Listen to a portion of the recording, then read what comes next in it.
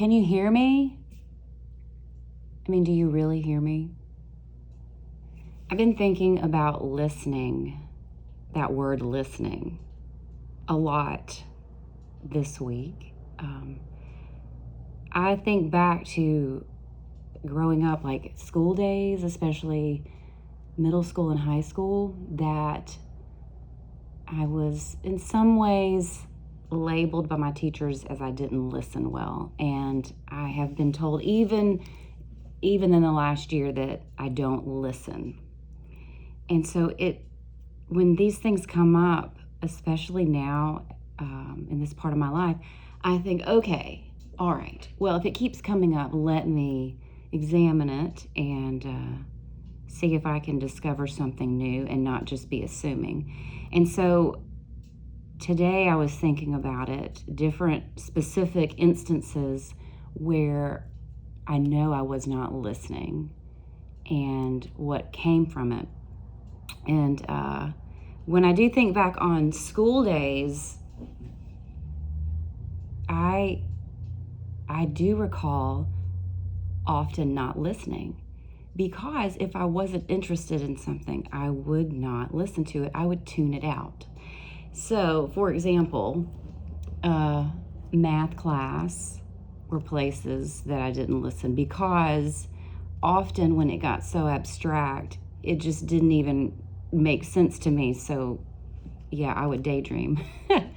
But then I remember at the same time, when I was making C's in certain subjects, I remember making like an A, almost 100, I think, on a part of a history test that was talking about the Renaissance, because during that time they were talking about a lot of art. So I look back and I think, well, that's very interesting, because even back then I was tuning into things that resonated with me. Luckily, by the time I got to college and I could focus on, subjects that I enjoyed, my grades drastically improved. However, it does prove a point that often, or sometimes,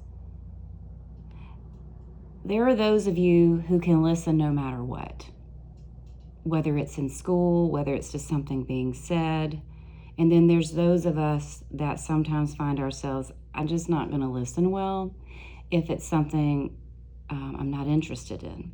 But then there's this other part of people that find that they don't want to listen if they automatically don't agree with something, or they think they already know the answer. So in general, I think that all of us follow into some type of listening deficit. And I can say that in the last year, one of the most painful things that I feel is when I don't feel listened to. And when I say that, I think that it can have like a broader impact to think about this, that if we're not willing to listen, then we're damaging opportunity, and we're eliminating that ability to have resolution, find common ground. I see it in my life on a personal level. I see it in my community, and then I see it globally. And so I wanted to come here today to say that I am working on listening, being a better listener. And I challenge us, if you're listening to me today, to think about, are you showing up to at least listen?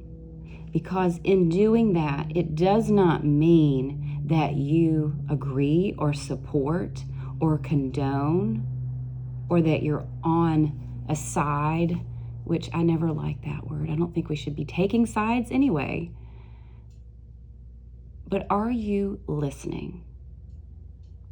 Years and years ago, when I first got the nerve to get on stage and act. And it took me until my early 30s to be brave enough to go on an audition. And I did that back in Birmingham. It was this big audition where all the directors were there from the different theaters, and you could do a monologue and 90 seconds of a song.